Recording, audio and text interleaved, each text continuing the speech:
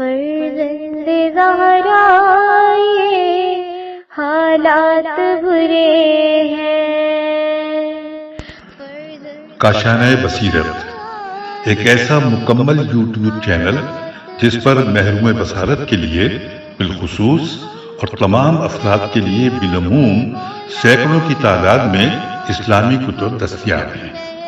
لہذا گزارش ہے کہ آپ اپنی ذمہ داری نبھاتے ہوئے کاشانۂ بصیرت کو سبسکرائب کرنے کے ساتھ ساتھ بیل آئیکن کو پریس کیجیے تاکہ آپ علم کے حصول کے ساتھ ساتھ مذہب اہل بیت کی اشاعت میں بھی اہم کردار ادا کرتے رہیں۔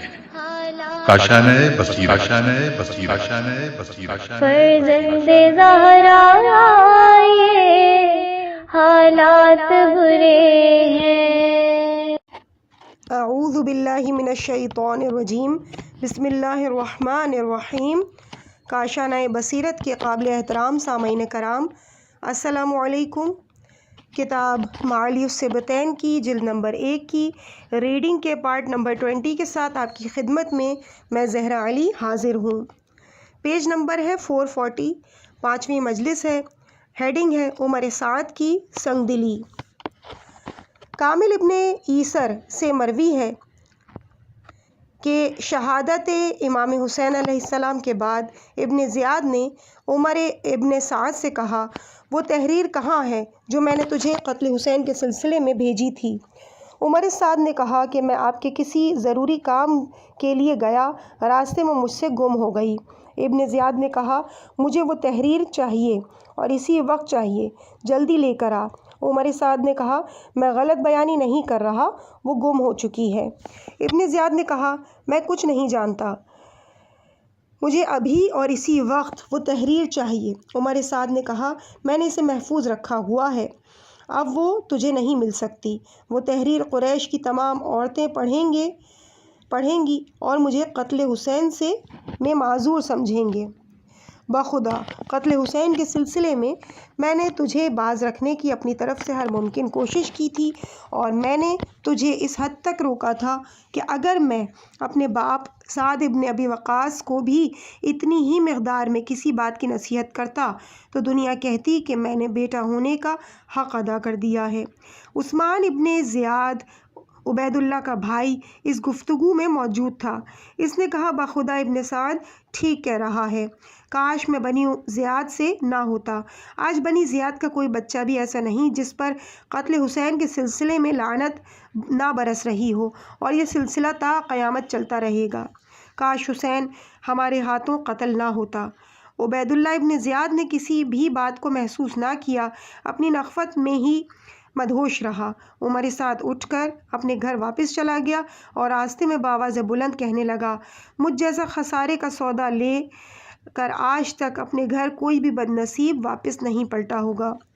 میں نے ایک فاسق ابن فاسق، ظالم ابن ظالم اور فاجر ابن زیاد کی اطاعت کی، اور اس کے مقابلے میں فرزند رسول اور جگر پارہ علی و بطول امام عادل کی نہ صرف نافرمانی کی بلکہ اس کے مظلوم خون سے اپنے ہاتھ سرخ کیے، رشتے کی پرواہ نہ کی۔ حمید ابن مسلم سے مروی ہے کہ عمر سعد سے میری دوستی تھی۔ کربلا سے واپسی کے بعد عمر سعد کے پاس گیا اور پوچھا، کیا حال ہے؟ کہنے لگا، مجھ سے میرا حال مت پوچھ، آج تک جتنے لوگ بھی گھر سے باہر جا کے واپس پلٹے ہوں گے، ان تمام میں مجھ جیسا بد نصیب پلٹنے والا کوئی نہ ہوگا۔ میں نے انتہائی قریب ترین رشتہ دنیا پر قربان کر دیا، میں بہت بڑے جرم کا مرتکب ہو چکا ہوں۔ سب ہیڈنگ ہے عمر سعد کی امام حسین سے قرابت۔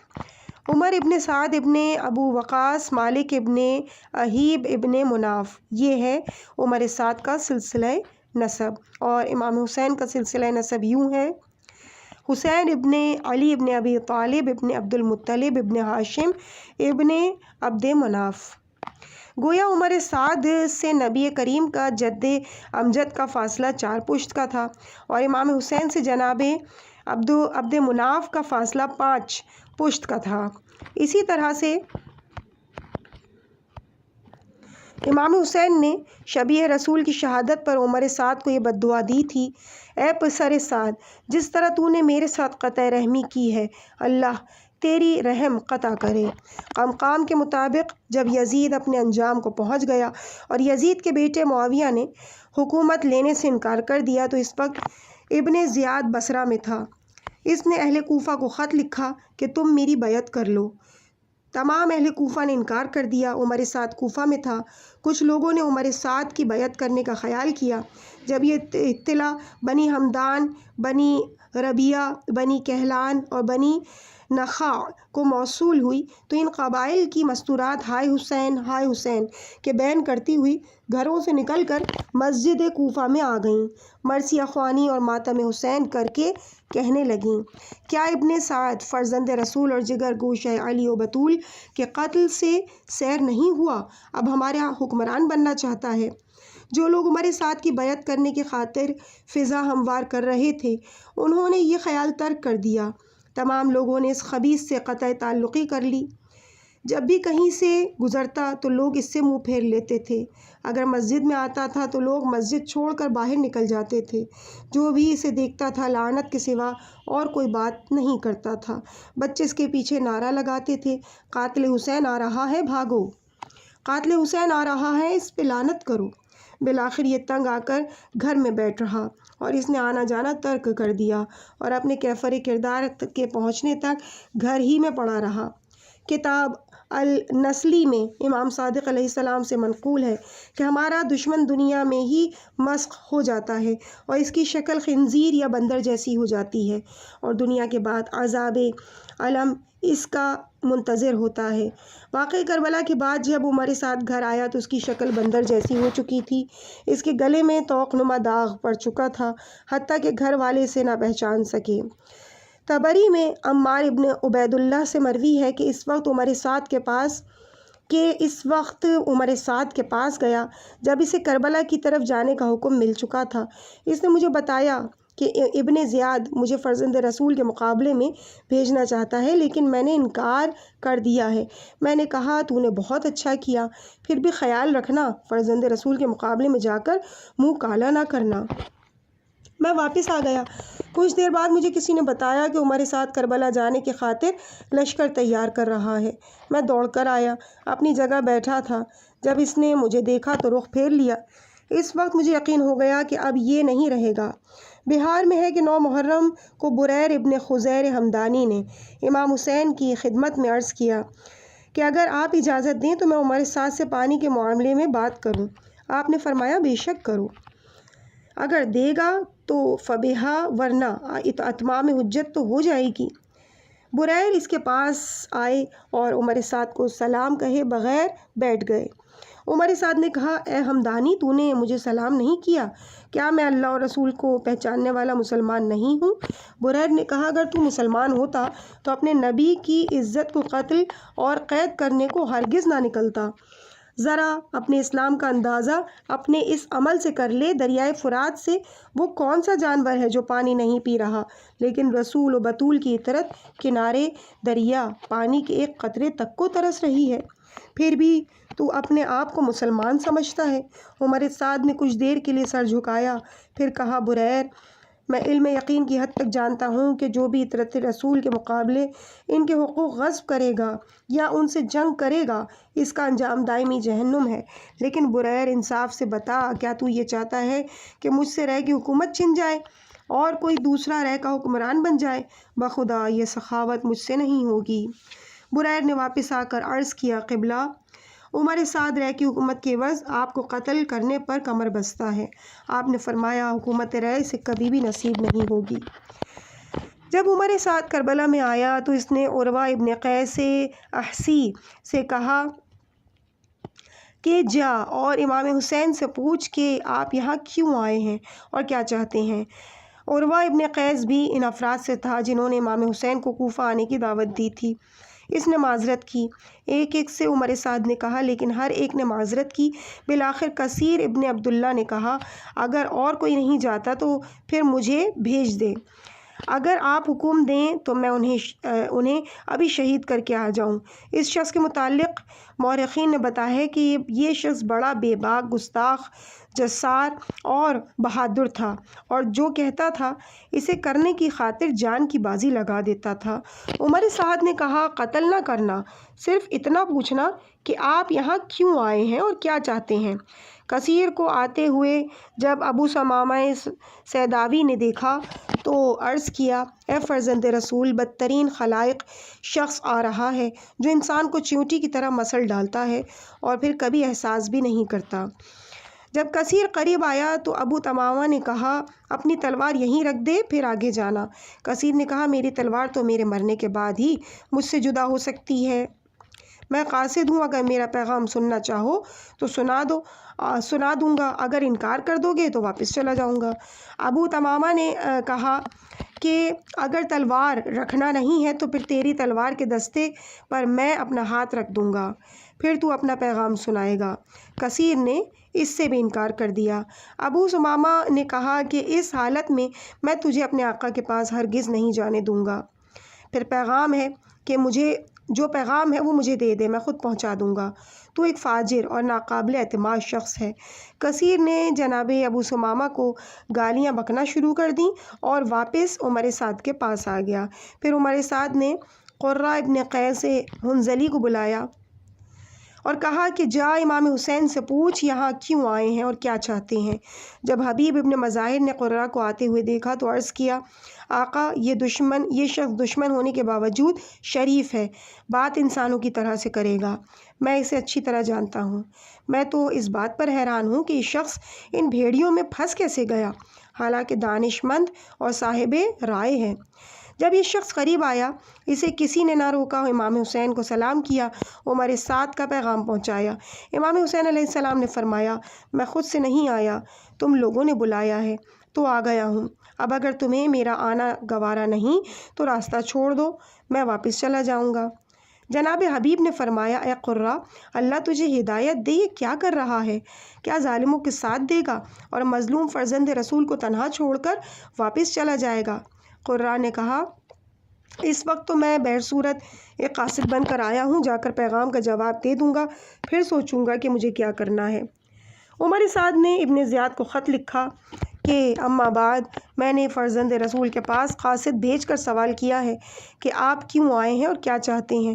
اس نے جواب دیا ہے کہ تم نے بلایا ہے تو میں آ گیا ہوں، اگر تم پسند نہ کرو تو راستہ چھوڑ دو، میں واپس چلا جاؤں گا۔ حسان ابن قائد عصبی کہتا ہے کہ جب عمر سعد کا خط ابن زیاد کو ملا، اس وقت اس کے پاس میں بیٹھا ہوا تھا۔ خط پڑھنے کے بعد ابن زیاد نے کہا، اب وہ واپس جاتا ہے جب ہمارے نیزے اس کے دل تک اور ہماری تلواریں اس کے گلے تک پہنچ چکی ہیں، اب وقت گزر چکا ہے۔ چھٹی مجلس کا آغاز ہو رہا ہے، پیج نمبر 448۔ ابن زیاد کا عمر سعد کو خط۔ عمر سعد کے خط کے جواب میں ابن زیاد نے خط لکھا، اما بعد، میں نے تیرا خط پڑھ لیا ہے اور تیرا مقصد بھی میں سمجھ گیا ہوں، اب تو میرا خط پڑھ اور اس کا مقصد بھی سمجھ لے۔ امام حسین سے کہہ کہ وہ اور اس کے جملہ ساتھی پہلے یزید کی بیعت کریں، پھر ہم دیکھیں گے کہ ان سے کیا سلوک کرنا ہے، والسلام۔ پھر ابن زیاد نے الصلاۃ جامعہ کی ندا کرائی۔ جب لوگ مسجد کوفہ میں جمع ہو گئے تو ابن زیاد منبر مسجد پر آیا اور بنی امیہ کے فضائل بیان کر کے کہا، یزید نے تمہیں ہر قسم کی سہولت دی ہے اور تمہارے وظائف میں اضافے کا حکم دیا ہے۔ قبل ازیں جسے جو کچھ ملتا ہے، آج کے بعد اسے 100 دینار راس اس سے اور زیادہ ملے گا، جس کا جی چاہے ابھی مجھ سے وصول کر لے۔ البتہ یزید کی خواہش ہے کہ امام حسین کا معاملہ جلد از جلد ختم ہو جائے، لہٰذا آؤ مجھ سے اپنے وظائف لے لو اور جتنی جلدی ممکن ہو سکے عمر سعد کی امداد کو کربلا پہنچو۔ ابن زیاد نے جو لشکر کربلا بھیجے، مورخین کا ان میں سخت اختلاف ہے، بہرطور جو کچھ میسر آ سکا ہے وہ یہ ہے: نمبر 1، عمر سعد 6000، نمبر 2، شمر ابن ذیل جوشن 4000۔ یہ کمینہ اپنا لشکر چھوڑ کر واپس چلا گیا تھا، پھر 9 محرم کو مزید لشکر لے کر آیا تھا۔ نمبر 3، عروہ ابن قیس 4000، نمبر 4، سنان ابن انس 4000۔ نمبر 5 حسین ابن نمیر 4000۔ نمبر 6 یزید ابن رکاب کلبی 2000۔ نمبر 7 مازنی 3000۔ نمبر 8 خولی ازبہی 3000۔ کل ملا کر 30,000۔ یہ تمام لشکر 6 محرم تک کربلا میں پہنچ گئے تھے۔ ویسے مورخین میں کل فوج یزید میں بھی اختلاف ہے۔ نمبر 1 سبت ابن جوزی نے کل تعداد 6000 بتائی ہے۔ نمبر 2 ابن طاؤس نے لہوف میں، عاصم کوفی نے اپنی تاریخ میں اور علامہ مجلسی نے کل تعداد 20,000 بتائی ہے۔ نمبر 3 یافعی نے مرات الجنان اور محمد ابن طلحہ نے مطالب السعول میں 22,000 لکھی ہے۔ نمبر 4 ابن شہر آشوب نے 35,000 تعداد لشکر یزید لکھی ہے۔ نمبر 5 شرح شافیہ میں فوج یزید کی کل تعداد 50,000 بتائی گئی ہے۔ نمبر 6 ابو مخنف نے مقتل میں فوج یزید کی کل تعداد 80,000 بتائی ہے، جو سب کے سب کوفی تھے۔ نمبر 7 بعض مورخین نے لشکر یزید کی تعداد 1 لاکھ بتائی ہے، بعض نے 2 لاکھ اور بعض نے 8 لاکھ بتائی ہے۔ بہر صورت الفاظ میں لشکر یزید کو کثرت جس طرح بیان کی جائے، اس سے اندازہ ہوتا ہے کہ تعداد لاکھوں میں تھی۔ ایک مورخ نے بتایا ہے کہ اگر کوئی بلند مینار پر چڑھے اور میدان کربلا میں دیکھتا تو اسے حد نگاہ تک انسان کے سر، گھوڑوں کے کان، نیزوں کی انیاں، تلواروں کی چمک کے سوا اور کچھ نظر نہ آتا۔ ایک مورخ نے فوج یزید کو طوفانی سیلاب، گھمبیر تاریک رات، فضا میں چھائی ہوئی ٹڈی دل، ذرات ریگ اور موسلادھار بارش کے برسات سے تشبیہ دی ہے۔ ایک مورخ نے فوج یزید کی کثرت کا اندازہ کوفہ کے لوہاراں بازار میں مصروفیت سے لگانے کی کوشش کی ہے۔ اس کا بیان ہے کہ کوفہ کی طویل ترین بازار لوہاران یکم محرم سے 9 محرم تک 24 گھنٹے کھلا رہتا تھا اور اس میں صرف تلواریں، نیزیں، تیروں کے پھل، زرہ، خود اور دیگر جنگی اسلحہ تیار ہوتا رہتا تھا۔ اسی بازار کے ایک حصے میں 1 شعبہ، 2 شعبے اور 6 شعبے تیر بنا کر انہیں زہر میں بجھایا جاتا تھا۔ حد یہ کہ جتنا اسلحہ بھی حاصل کیا گیا سب کا سب زہر آلود کرایا گیا۔ ابن زیاد نے جب وظائف تقسیم کیے تو لوگوں کو کربلا جانے کی ہدایت کی، تو پھر منادی کو حکم دیا کہ کوفہ کی ہر گلی اور کوچے میں اطلاع کر دے کہ جو شخص کوفہ میں موجود پایا گیا اور کربلا میں ابن زیاد کی امداد کو نہ گیا، اس کا خون مباح ہوگا۔ اس اعلان کے بعد سیکرٹ سروس کو حکم دیا گیا کہ کوئی شخص ملے اسے پکڑ کے لاؤ۔ ایک مسافر کو پکڑ کے لایا گیا۔ ابن زیاد نے سے پوچھا کہ تو جنگ کو کیوں نہیں گیا؟ اس نے جواب دیا، میں کوفے کا رہائشی نہیں ہوں، میں شام سے مسافر ہوں، یہاں ایک شخص میرا مقروض تھا، اس سے اپنی رقم وصول کرنے آیا ہوں۔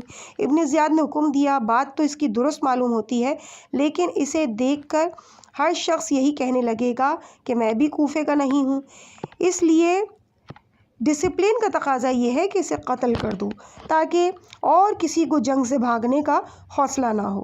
طبری کے مطابق شمر نے ابن زیاد سے کہا کہ اگر میری معلومات کے مطابق ابن سعد اور امام حسین رات کے وقت دونوں لشکروں کے درمیان بیٹھ کر مذاکرات کرتے رہتے ہیں۔ ابن زیاد نے 7 محرم کی صبح کو عمر سعد کے نام خط بھیجا، اما بعد مجھے معلوم ہوا ہے کہ تو رات کے وقت اپنے لشکر سے نکل کر مسند بچھاتا ہے، پھر امام حسین کو بلا کر مسند پر بٹھاتا ہے اور اس کے ساتھ کافی دیر تک بیٹھا مذاکرات کرتا رہتا ہے۔ میرا یہ خط ملنے کے بعد رات کا بیٹھنا چھوڑ دے اور امام حسین کو بتا دے کہ وہ میرے حکم کی اطاعت کرے۔ اگر وہ اسے قبول کرنے سے انکار کر دے تو دریائے فرات کے کنارے پر مکمل پہرے بٹھا دے، یہاں تک کہ خیام حسینی تک پانی کا ایک قطرہ بھی نہ جانے پائے۔ قمقام میں ہے کہ ابن زیاد کو اس بات پر سخت غصہ تھا کہ وہ امام حسین سے جنگ کو ٹال رہا ہے۔ چنانچہ ابن زیاد نے جو بریر ابن بدر تمیمی کو پیغام دے کر بھیجا کہ اگر ابن سعد جنگ سے مزید ٹال مٹول کرے تو مجھے اطلاع دینا۔ چنانچہ ابن زیاد نے جو بریر ابن بدر تمیمی کو پیغام لکھ کر بھیجا کہ اگر ابن سعد جنگ میں مزید ٹال مٹول کرے تو مجھے اطلاع دینا تاکہ میں کسی اور کو امیر الامراء بناؤں۔ طرح کا بیان ہے کہ مجھے سعد ابن عبید اللہ نے بتایا کہ گرمی سخت تھی، ہم ابن سعد کے ساتھ دریائے فرات میں نہا رہے تھے کہ ایک شخص نے آ کر عمر سعد کو کنارے بلایا، پھر اس کے کان میں سرگوشی کی اور کہا، ابن زیاد نے جو بریر ابن بدر کو بھیجا ہے، اگر عمر سعد جنگ میں مزید تاخیر کرے تو اسے موقع پا کر قتل کر دینا۔ یہ سنتے ہی عمر سعد دریا سے باہر آیا، گھوڑے پر سوار ہوا، ہتھیار لگائے اور لوگوں سے کہا، اٹھو اور جنگ شروع کر دو۔ اس کے بعد 7ویں مجلس کا آغاز ہو رہا ہے۔ ہیڈنگ ہے پانی پر پابندی۔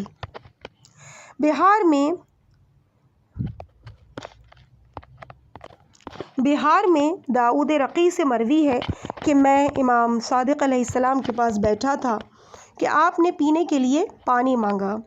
جب پانی پی لیا تو آپ کی آنکھیں اشک بار ہو گئیں اور فرمایا، اللہم لعن قتلۃ الحسین۔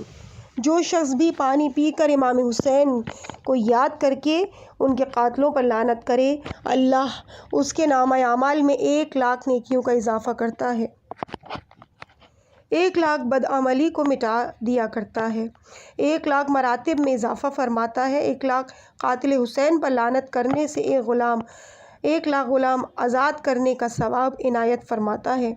قیامت تک کے دن اللہ اسے انتہائی پرسکون اور مطمئن دل سے محشور کر لے گا۔ ہر مسلمان کا فریضہ ہے کہ جب بھی پانی پیے امام حسین کی پیاس کو یاد کر کے ان کے قاتلوں پر لعنت کرے، خصوصاً ہم شیعوں کے لیے اور ضروری ہے، کیونکہ امام حسین نے اپنی آخری وصیت میں شیعوں کو بالخصوص مخاطب کر کے فرمایا، میرے شیعوں، جب کبھی بھی ٹھنڈا پانی پینا تو مجھے ضرور یاد کرنا، یا جب کبھی کسی مسافر یا مظلوم کی خبر موت و شہادت سنو تو ہائے حسین کہہ کر میری مظلومانہ شہادت پر 2 آنسو ضرور بہا لینا۔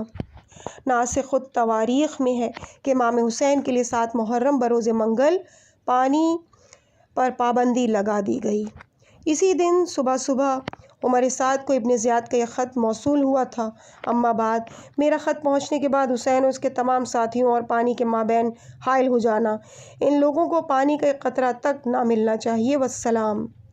خط موصول ہوتے ہی عمر سعد نے عمرو ابن حجاج زبیدی کو 500 سوار دے کر دریائے فرات کے کنارے پہرا دینے کی خاطر تعینات کر دیا۔ عمرو کے ان سپاہیوں میں عبداللہ ابن حسین ازدی بھی تھا، جو بڑا گستاخ اور بد زبان اور زبان دراز تھا۔ جب پانی کی مکمل ناکہ بندی ہو گئی تو اس نے امام حسین کا نام پکار کے کہا کہ اے فرزند رسول، یہ دیکھ آب فرات کتنا ٹھنڈا اور میٹھا ہے، لیکن اب کے بعد یہ تمہیں اس پانی کا ایک قطرہ تک دیکھنے کو نہ ملے گا۔ صحرا کا ہر جانور یہ پانی پی سکتا ہے، لیکن تم آل رسول کے لیے ممنوع ہے۔ امام حسین نے جب اس کی جسارت دیکھی تو فرمایا، اے اللہ، اسے پیاسا مارنا۔ حمید ابن مسلم کہتا ہے کہ میں نے اپنی طرف سے اس شخص کی نگرانی شروع کر دی تاکہ فرزند رسول کی دعا کا اثر دیکھوں۔ کربلا سے واپس آنے کے بعد میں نے سنا کہ عبداللہ ابن حسین بیمار ہے۔ میں اس کی عیادت کو گیا۔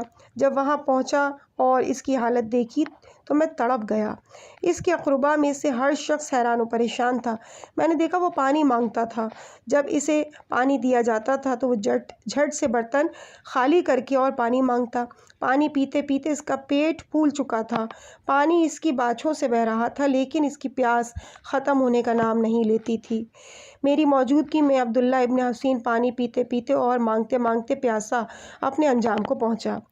شبرادی نے اپنی کتاب التحائف میں لکھا ہے کہ موسم بہت گرم تھا، شدت کی لو چل رہی تھی جب امام حسین علیہ السلام اور آپ کے ساتھیوں پر پانی بند کر دیا گیا۔ اس پر اضافہ یہ کہ یہ ظالم پانی کے بلورین جام بھر بھر کر آل محمد کے سامنے کرتے تھے اور کہتے تھے، دیکھو یہ پانی کتنا ٹھنڈا اور کتنا میٹھا ہے، ہر کوئی اور ہر شے یہ پانی پی سکتی ہے، لیکن تم آل محمد نہیں پی سکتے۔ امام حسین ایک ایک کو مخاطب کر کے فرماتے، اے میرے نانا کی نبوت کے کلمہ پڑھنے والوں، تمہیں اپنے نانا کا واسطہ دیتا ہوں، مجھے اتنا پانی دے دو کہ جس سے میں اپنے کباب جگر کو صرف ایک مرتبہ ٹھنڈا کر لوں۔ مگر جواب میں ہر طرف سے کبھی تیروں کی اور کبھی پتھروں کی بارش شروع ہو جاتی تھی۔ علامہ شستری نے خصائص میں لکھا ہے کہ یوں تو پیاس انسان کے پورے جسم کو انگارہ بنا دیتی ہے، لیکن جسم انسان میں 4 اعضاء بالخصوص ایسے ہیں جو پیاس کی شدت کو دیگر اعضاء سے زیادہ محسوس کرتے ہیں، اور ان اعضاء پر پیاس کا اثر سب سے پہلے نمایاں ہو جاتا ہے۔ یہی حال امام حسین علیہ السلام کا تھا۔ جگر، ہونٹ، زبان اور آنکھ۔ امام حسین کے ہونٹ کئی مرتبہ اسی طرح ایک دوسرے سے چپک جاتے تھے کہ ان کا جدا کرنا مشکل ہو جاتا تھا۔ جگر شدت پیاس سے ٹکڑے ٹکڑے معلوم ہوتا تھا۔ زبان کو بار بار تالو سے لگانے کی بدولت زبان میں کانٹے پڑ گئے تھے اور زخمی ہو گئی تھی، اور شدت پیاس سے آنکھوں کے سامنے اندھیرا چھا گیا تھا۔ بہار میں ہے کہ جب آپ زین ذوالجناح سے زمین پر آ چکے تھے اور زندگی کی آخری گھڑیاں گزار رہے تھے، شمر ملعون خنجر بدست آیا اور مجروح زخمی اور پیاسے مظلوم فرزند رسول کو پاؤں کی ٹھوکر ماری۔ فرزند رسول نے پانی مانگا۔ شمر کہنے لگا، زبان مت چاٹ، کیا تم لوگ نہیں کہتے کہ تیرا علی باپ حوض کوثر کا ساقی ہے اور جسے چاہے گا وہی پانی پلائے گا؟ اب تھوڑا سا اور صبر کر لے، میں تجھے اس زندگی کے ہر غم سے نجات دلانے والا ہوں۔ اپنے بابا کے پاس جا کر کوثر کا ٹھنڈا پانی پی لینا۔ علامہ شستری نے خصائص میں لکھا ہے کہ پانی پر امام حسین کے 4 طرح کے حقوق تھے۔ پہلا حق تو یہ تھا کہ ہر انسان پانی پینے میں آزاد ہے، حتیٰ کہ اگر کسی کی ذاتی ملکیت میں نالہ بہہ رہا ہو تو پیاسے کو نالے کے مالک سے اجازت لینے کی ضرورت نہیں ہے، پانی بلا اجازت پی سکتا ہے۔ دوسرا حق ذی روح کے اشتراک کا ہے، ہر ذی روح پانی میں انسان کی برابر شریک ہے۔ یہی وجہ ہے کہ اسلام نے اس مقام پر تیمم کو واجب قرار دیا ہے جہاں پانی پی لینے کی صورت میں کسی ذی روح کو موت کا خطرہ ہو۔ تیسرا حق یہ تھا کہ آپ اہل کوفہ کو 3 مرتبہ پانی پلا چکے تھے۔ ایک مرتبہ جب خشک سالی ہوئی اور اہل کوفہ نے حضرت علی سے دعا کی خواہش کی تو آپ نے امام حسین کو فرمایا، بیٹے جاؤ بارش کی دعا کرو۔ امام حسین نے دعا کی، اللہ نے باران رحمت دی۔ دوسری مرتبہ جنگ صفین کے دوران ایک مرتبہ معاویہ نے پانی روک لیا تھا۔ حضرت علی نے امام حسین سے فرمایا، جاؤ فوج لے کر پانی کا راستہ صاف کر دو۔ اور تیسری مرتبہ کوفہ آتے ہوئے جب قادسیہ پر لشکر ہور پیاسا تھا تو امام حسین نے اپنے پورے لشکر کو پانی پلایا تھا، اور آج انہی اہل کوفہ سے پانی مانگ رہے تھے۔ اور چوتھا حق یہ تھا کہ بالخصوص دریائے فرات من جانب اللہ جناب زہرا کو مہر میں دیا گیا تھا۔ عزیز سامعین، اس مقام پہ ہم ریڈنگ کے اس پارٹ کو یہیں پر روکتے ہیں، اور اس کے بعد 8ویں مجلس کا آغاز ہوگا۔ پیج ہوگا 458 اور ہیڈنگ ہوگی آل محمد کی پیاس۔ مجھے اپنی دعاؤں میں یاد رکھیے گا۔ والسلام علیکم ورحمۃ اللہ وبرکاتہ۔